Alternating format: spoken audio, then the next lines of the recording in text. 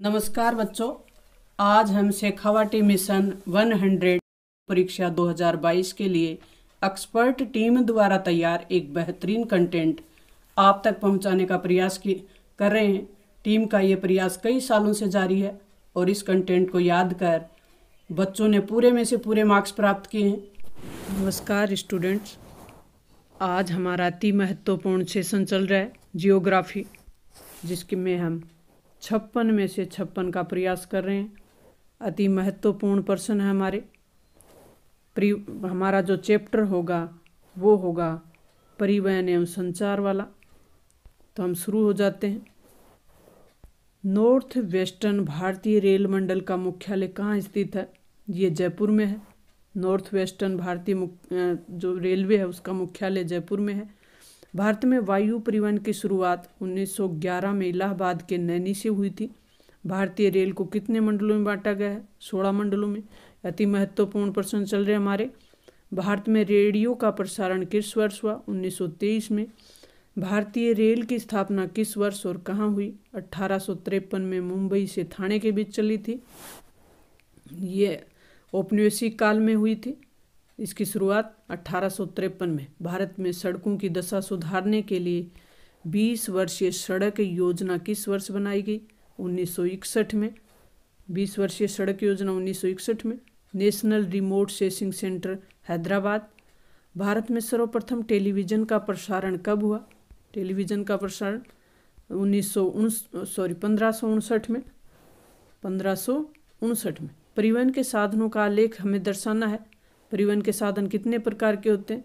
जल के साधन, वायु आकाश में उड़ने वाले, स्थल यानी सड़क द्वारा चलने वाले, पाइप द्वारा चलने वाले, रेल द्वारा चलने वाले, और जल जल महासागरों में चलने वाले, नदियों में चलने वाले। वायु परिवहन जैसे हवाई जहाज वगैरह। राष्ट्रीय और अंतर्राष्ट्रीय 2 प्रकार के होते हैं। तो हम अब देख लेते हैं।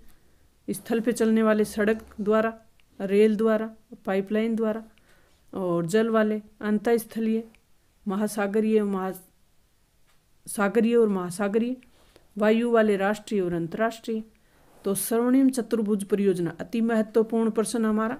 स्वर्णिम चतुर्भुज योजना किसी भी तरीके से आपसे पूछी जा सकती है।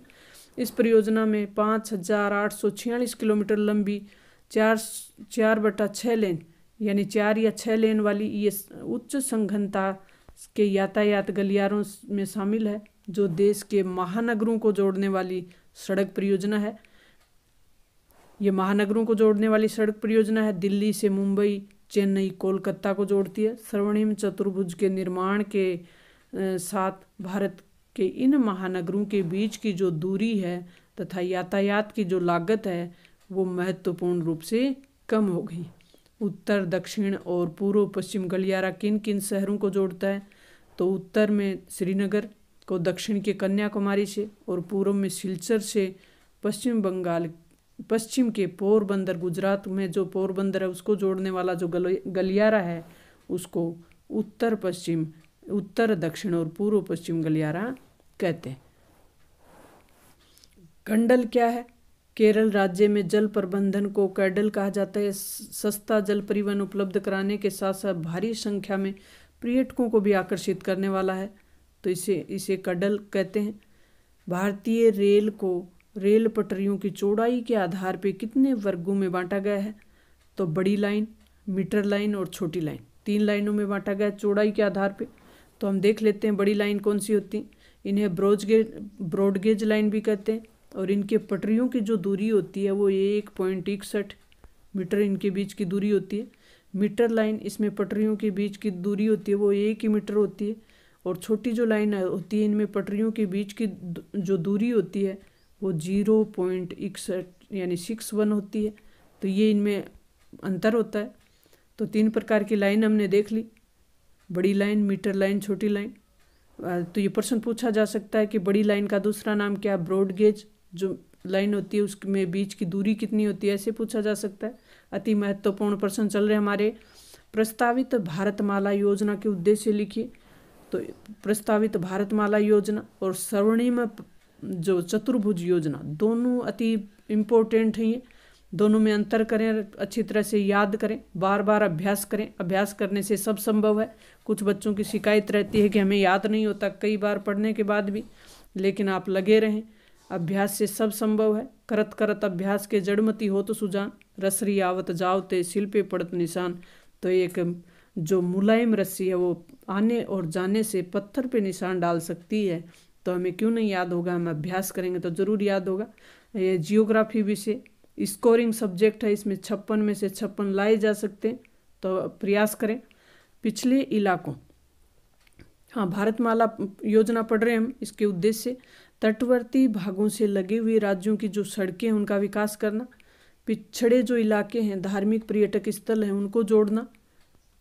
सेतु भारत परियोजना के अंतर्गत 15,000 बड़े पुल हैं तथा 200 रेल ओवरब्रिज हैं, अंडर ब्रिज का निर्माण करना। लगभग 900 किलोमीटर के नए घोषित किए गए राष्ट्रीय राजमार्गों के विकास के लिए जिला मुख्यालय को जोड़ने की योजना भी इसी में शामिल है। तो ये हमने पढ़ लिया भारतमाला योजना। ऊपर हमने पढ़ा था स्वर्णिम चतुर्भुज योजना। फिर हमने रेल पटरियों के उसके बीच की दूरी के आधार पर कितने प्रकार की होती हैं वो पढ़ लिया। नेक्स्ट जो हमारा प्रश्न है वो है भारत में पाइप लाइनों के निर्माण के साधन के रूप में लाभ बताने हैं। तो कौन कौन से लाभ हैं? ऊर्जा की खपत में कमी, ये सस्ता परिवहन का साधन है और इसके माध्यम से निर्बाध आपूर्ति हो सकती है। अन्य जो परिवहन के साधन हैं उन पे दबाव कम हो सकता है इससे। उपग्रह संचार पे टिप्पणी लिखनी है। उपग्रह संचार क्या होता है? उपग्रह संचार एक आधुनिक साधन है। उपग्रह के उपयोग का एक विस्तृत क्षेत्र, सतत और सामाजिक दृश्य प्राप्त होने के कारण उपग्रह संचार आर्थिक और सामरिक कारणों से वर्तमान में बहुत महत्वपूर्ण हो गया है। उपग्रह से प्राप्त चित्रों से हम मौसम का पूर्वानुमान लगा सकते हैं, प्राकृतिक आपदाओं की निगरानी रख सकते हैं कि कहीं कोई प्राकृतिक आपदा तो नहीं आने वाली है। सीमा क्षेत्रों में हमारी सेना चौकसी कर सकती है इससे। व्यक्तिगत संचार और संचार में अंतर करना है, व्यक्तिगत संचार और जन संचार में अंतर करना है। तो व्यक्तिगत संचार एक व्यक्ति से दूसरे व्यक्ति तक सूचना भेजने का जो साधन होता है उसे व्यक्तिगत संचार, जैसे टेलीफोन, तार, ईमेल, इंटरनेट, फैक्स आदि। अब जनसंचार के साधन देख लेते हैं। जनसंचार तक संदेश या सूचनाएं भेजना, जनसाधारण तक संदेश भेजना, ये व्यक्तिगत है, तो व्यक्ति से व्यक्ति तक। और ये जनसाधारण तक, जनसंचार जनसाधारण तक संदेश और सूचना भेजता है, जैसे टेलीविज़न, रेडियो, उपग्रह, समाचार पत्र, पुस्तकें आदि इसी प्रकार के काम करते हैं। ये हमारा विश्व का मानचित्र है। इसमें आपको विश्व के मानचित्र को भर भर के अभ्यास करना है। तो ये 2 रेखाएं होती हैं। भूमध्य रेखा जो बीच से, पृथ्वी के बीच से गुजरने वाली जो रेखा है वो भूमध्य रेखा है।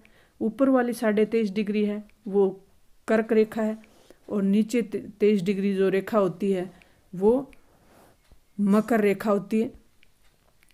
तो ये महाद्वीप महासागर सब देख लें आप। एशिया महाद्वीप की कहाँ पे है, यूरोप महाद्वीप कहाँ पे है, उत्तरी अटलांटिक महासागर, उत्तरी अमेरिका कहाँ पे है, ये उत्तरी अमेरिका कहाँ पे है, ये वाला अपना उत्तरी अमेरिका है, ये दक्षिणी अमेरिका है, ये प्रशांत महासागर यहाँ भी फैला हुआ है, तो यहाँ भी है प्रशांत महासागर। ये अपन ने कर्क रेखा और मकर रेखा का कर ही लिया। ये भूमध्य रेखा, ऊपर वाली कर्क रेखा, तो ये मकर रेखा। ये अपना प्यारा सा भारत, ये दक्षिणी महासागर, यहाँ भारत के नीचे हिंद महासागर, ये भारत के नीचे हिंद महासागर। इन सब को आप भर भर के अभ्यास करें। खाली मानचित्र ले लें, उनसे अभ्यास करें। विश्व का मानचित्र और भारत का मानचित्र दोनों का अभ्यास करें।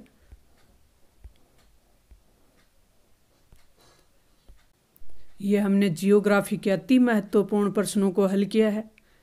चैनल पे नए हैं तो लाइक, शेयर, सब्सक्राइब कर लें। अभ्यास करें, तैयारी करें। नेक्स्ट जो हमारा पेपर होगा वो मॉडल पेपर करेंगे हम, ताकि हमारी तैयारी को और भी कंठस्थ कर सकें, पक्की कर सकें।